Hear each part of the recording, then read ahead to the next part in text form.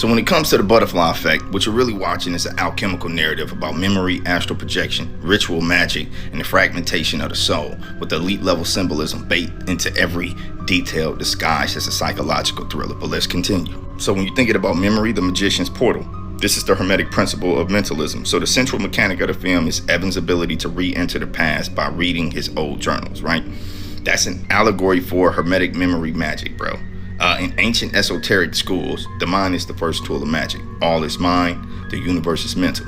All right, that's out of the Kabbalion. So listen, Evan is literally accessing parallel timelines through his mind, similar to that old time travel movie. But anyway, so he's proven that reality is shaped by conscious focus, right? He reads from his past, focuses his intent, and vibrates back into the body of his younger self. This is mental alchemy plus ritual invocation. But let's keep going. The journal, just like a Bible, is a grimoire, right? Book of Shadows. So his childhood journal represents a grimoire, a magical text imbued with emotional memory and attention, right? In magic, the Book of Shadows is a repository of personal spells, experiences, and rituals, right? So when Evan reads it, he doesn't just remember the past, he pierces the veil. He uses it exactly like a ceremonial magician would. He uses a sigil, a word of power, or a ritualistic incantation to create a tear in time space and inject his will. What is the will? To go back. So now let's talk about time travel, astral projection plus soul fragmentation retrieval. What appears to be time travel is more accurately understood as soul jumping or astral timeline shifting, right? So Evan is essentially re-entering a fragment of his former self, then shifting the outcome through will, action, or sacrifice. This mirrors shamanic and hermetic techniques used to retrieve fragmented soul parts after trauma, like his blackouts, heal timelines through energy shifts, reclaiming parts of you from the past through the quantum field, travel between potential realities using Akashic Records, the ultimate book, right? Seeing the different outcomes of his life. Also, he's not just going back, he's reprogramming the matrix of his own karma, bro. That is godlike powers right there. The blackouts equal MK Ultra fragmentation, soul trauma. So every time Evan blacks out as a child, it's not just random. Those are soul shattering moments, often triggered by trauma, abuse, or fear. That whole movie was crazy. In esoteric psychology and monarch programming, trauma splinters the psyche, right? And you know that this is how certain people become schizophrenic, schizoaffective, yada, yada, yada, right? Now, it splinters the psyche, creating alters or disassociated timelines within yourself. You are infinite, as above, so below. So all of this potentiality lies within you. Learning how to harness that is what he was able to do. Evan's ability to later fill in those moments suggests that he was retrieving lost soul fragments or re-entering a version of himself that had been hollowed out by trauma. So not only was he piecing together his present, he was rewriting his past. These blackouts are gateways. In occult terms, they are initiations through suffering. His trauma is his portal. Life is suffering. I want y'all to really understand that. Life is sacrifice and suffering. Period. And, you know, if you spend your life avoiding suffering, you'll never be able to take control of your present, thus your future, like Evan did. And in real time. Let's keep going. The Masonic initiation themes. The movie is loaded with Masonic structure. Darkness to light. Transmutation of energy. Right? 3 degrees. Symbolically, he undergoes trials in the body, pain, mind, sanity, insanity, and spirit, self-sacrifice. These are rites of passage. Rites.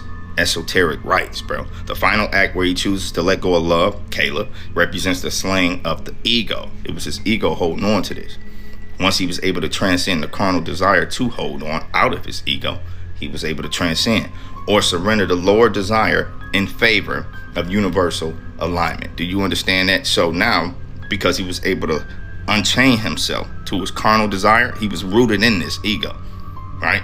He was able to now become what he was supposed to be becoming without his ego. Similar to the fall of Lucifer, bro.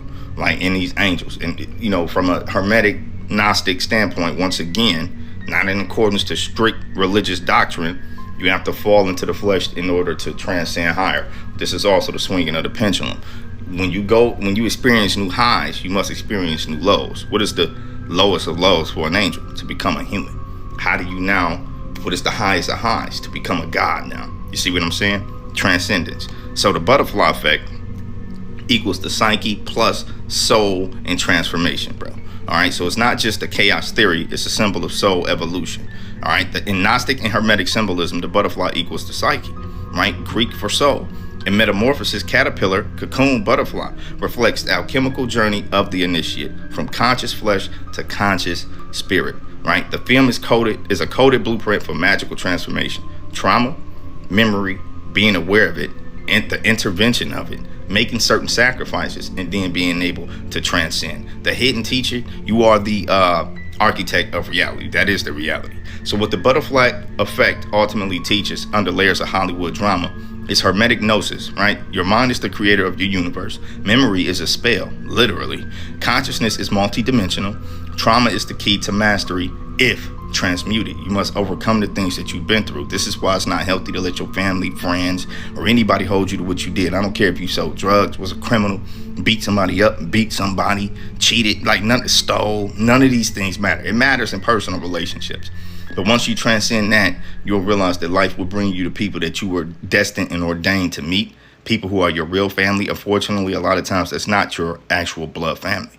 You see what I'm saying? So don't feel bad that once you make it out and you break the chain, you achieve some great level of success, motherfuckers be having a handout and you don't look out for them, your day ones. If you don't got day ones, then you create new day ones. That's the beauty of being able to master your reality, bro. And unfortunately, this is also a part of the darkness that comes with life, bro. You know, it's the story of Jesus, bro. You know, a lot of the times where you from, it'll hold you back. You got to be able to transcend it. The person you loved in high school, college, baby mama, baby daddy, you got to actually be able to let these things go. Mom, dad, cousins, auntie, uncles, depending on your purpose and where you're actually going. You know, people will try to hold you to this. They'll try to chain you to the past. You can't allow that to be.